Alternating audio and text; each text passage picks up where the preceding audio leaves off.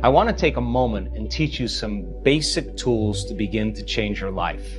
When you invest in yourself, you invest in your future. Number one, take some time out of your busy lives to disconnect from your world. Shut your cell phone off, turn the TV off, power down your computer, sit your body down for a few minutes and close your eyes. Number one. Number two, take some breaths and center yourself. When you center your attention into the present moment, you have more energy to create with. When your mind wanders to the predictable future or the familiar past, that's normal. Just become aware of it. Keep working on settling yourself back down into the present moment. When you're in the present moment, you're the most creative. Number three, ask yourself, can I be defined by a vision of the future instead of the memories of the past? What do I want in my life? And take the time to answer the question. As you begin to contemplate and think about the answer to the question, you're changing your brain. When you make your brain fire in new sequences and new patterns and new combinations, that's the beginning steps of changing your mind. Next, decide on the emotions you'll feel when you begin to create that future, and teach your body emotionally what that future is going to feel like. And don't get up until you begin to feel those emotions. Next step, step number four, rehearse in your mind who you're going to be when you open your eyes, the things you have to do, the choices you have to make, the steps you have to take, and review them over and over again. Number five, you can't go to the future holding on to the biology of your past. Decide what thoughts you can bring to your future. Write them down. Thoughts like, I can't, it's too hard, I'll never change, I'll start tomorrow, what's wrong with me, it's someone else's fault. Decide on what behaviors or actions or unconscious habits you have to change. How do you talk? Do you complain? Do you blame? Do you make excuses? Do you feel sorry for yourself? Just become so conscious of those behaviors that you'll never go unconscious again. And lastly, you have to decide what emotions no longer belong in your future. That means if you want to be wealthy, you can't take lack. If you want to be healthy, you can't take insecurity or fear. You got to begin to condition your body to a new mind. If you do this every single day, your personality creates your personal reality. And your personality is made up of how you think, how you act, and how you feel. Change any one of those things and you change your life. And begin to measure the effects of you it cause. Give it a shot. Now, there's dangers to be in the present moment. There's dangers to express love. There's dangers to trust, because if you're living in an environment where survival is the credo, you're not going to want to close your eyes and go within. You're not going to want to trust anybody. You know, this is not a time really to relax. This is a time to be vigilant. So then people they can intellectually understand it, but they can't get to that level because they're always perceiving their environment as the jungle. So when we begin to overcome those emotions of stress that are highly addictive, the body is no longer being tormented like an addict. That is when the body to liberate energy, and that's when our heart starts to open, and that's when we start to believe in possibility again. So if our personality creates our personal reality, we make a decision first. We examine who we've been, and I call it crossing the river of change, from the old self to the new self. Crossing that river is going to be uncomfortable. It's going to feel unfamiliar, and you are going to feel like it's unpredictable, because the moment you're no longer thinking that way or acting that way or feeling that way, you're going to feel like an unknown. Now, this is the biological, the neurological, the chemical, and even genetic death of the old self. This is the pain that you experience because the body's looking for its familiar chemical state. That pain is normal, and if you understand that that void, that unknown, is the perfect place to create in. That's the place you want to create in, and not to fear it, but to embrace it. And your body's craving the familiar chemicals that it's addicted to. Then you might want to say, when you're in that place, well, the best way to predict my future is to create it. not from the known, but from the unknown. Now, this perfect place of creation is where people begin to do the uncommon. This is where their soul begins to speak to them. This is where they see a greater purpose for themselves in their lives, and they're no longer playing by the small-minded games any longer, because they're connected to some bigger vision in the future.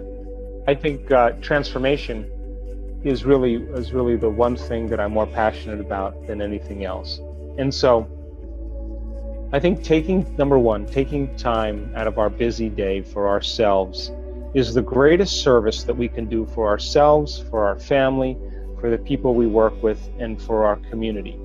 Now, if most people's attention is on their external environment, on their body, and on time, and they wake up every morning and they get out of bed and they do the same thing they've been doing for the last 20 years, then their body's already programmed into a predictable future. Their body's already on autopilot. They have a thought of the coffee pot, and the next thing they know, they have coffee in their hand. They have a thought of the shower, the next thing they know, they're in the shower. They have a thought about going to work, the next thing they know, they're in the car. So their body is following their mind. If they're living by the same emotions every single day, then their body, for the most part, is in the past, because emotions are a record of the past. So finding the sweet spot of the present moment in our meditation is so highly important, because the body has been trained to be in the future. So then most people, when they take their meditation and they stick it in as another thing to do so they don't have to feel guilty, that's not the answer either. Working with your body and understanding that it's the animal, and we do this in our workshops. We make people, we don't make them, we ask them in their meditations to really get to that point where they're unfolding in that infinite field of potentials as thought alone. In other words, if you're going to heal yourself by thought alone, or create something in your life by thought alone, then you have to become thought alone. This is the key element where all of a sudden now, when you keep practicing bringing your body back into the present moment, and you become aware that it's thinking about, well, what about this thing I have to do, and this plane I have to catch, and this contract I have to sign, and that person I have to call, that's a predictable future. And you become aware that you're investing your energy into that reality, because where you place your attention is where you place your energy. Or you're living by some emotion of impatience or frustration or vigilance, then you're siphoning energy out of the present moment, and you have no energy to create with. So every time you become conscious that you're moving out of the present moment, and just like riding an unbridled stallion, every time you bring that body back into the present moment and you relax it back down into the present moment and you surrender into nothing, every time you do that, you're reconditioning your body to a new mind. In other words, you're not allowing your body to become the mind. Now, people will say, well, that's going to take a lot of work. And I say to them, well, what's the alternative? What do you want to do? You want to do drugs? I mean, nothing is going to help you to get to the present moment but you. And if you practice being present every single day in your meditations, you will be more present in your life and less preoccupied with that worst case scenario, that moment where something could go wrong, and living by those hormones of stress. And your body then finally starts to trust you. And when your body finally starts to trust you, is the moment it's not worried about the unknown. The unknown is no longer dangerous. The unknown is actually an adventure. So we do the work in teaching people how to find the present moment. And when they begin to distinguish between when you're present and when you're not present, and they're able to do that well enough, they'll know the moment it's time to create. Now, this funny thing happens if you really lock into the present moment. All the things you thought you wanted, you no longer want, because you feel so whole in that moment, it's impossible to want. Now, that's when duality begins to unify, and that's the moment now where you're no longer living in polarity. I call that the natural state of being. And so finding the present moment is one of the key elements that we use. Once you find the present moment, then the next step is to teach your brain and body emotionally what a new future is going to feel like. In order for you to do that, or in order for us to do that, we have to become conscious about how unconscious we are. And we've been talking about that.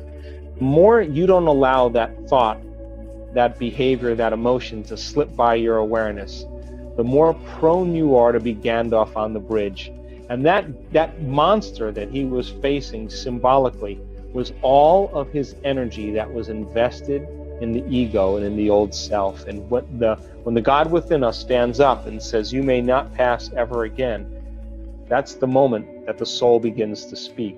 And so we do the work every day to present ourselves as a greater expression of ourselves every day.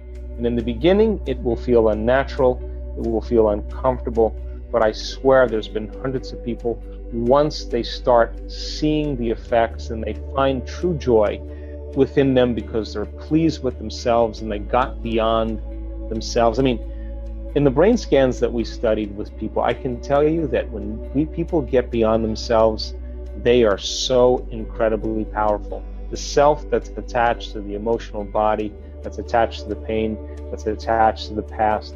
And then, by the way, they tell the story based on those emotions. And Scientific American said 3 months ago that 50% of everything that people talk about in their past is a lie. It's not the truth, because they have a different brain today than they did at the time of the event. So getting people beyond their past, I think, and getting them into the present moment begins to liberate the most amount of energy. I think people are beginning around the world to wake up to the idea that the illusion is becoming so obvious. I mean, every single paradigm right now is collapsing, whether it's the political model, the economic model, the religious model, the medical model, to the educational model, the environment. Everything's collapsing right now because it cannot function on the old laws, the old paradigms. Something new has to be created. So then, how do we begin to become supernatural? We have to begin to do what's unnatural. And when everybody else is in lack and in poverty, that is the time to give. When everybody else is in fear and worried, that's the time to demonstrate courage. When everybody else is judging and warring, that's the time to show love and compassion. And if we keep doing the unnaturals long enough, sooner or later we'll begin to become supernatural. So our soul's journey then is to really step out of the quagmire and the limited beliefs and perceptions that keep us playing in this limited realm, this limited density, where we are matter trying to change matter. Once we get a taste of the divine, and that divine, again, we've measured this over and over again. When you are that thought in that infinite space, when the brain is perceiving space and no longer perceiving objects, it gets very organized.